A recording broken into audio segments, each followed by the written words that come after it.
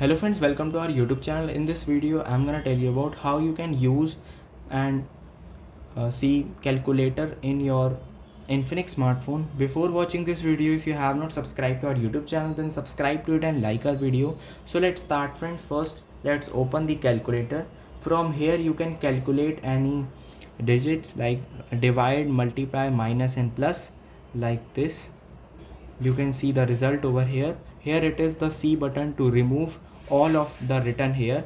You can just see your history of your calculation. You can see by clicking on this, you will see this all this history. Let's press back, and if you want to remove one digit, you can press on this cross button. Here it is a unit converter. You have to write here foot, centimeter, inches, and then you have to see the result by clicking on this AC. And let's press back. From here you can convert length, area, volume, time, temperature and weight also from here.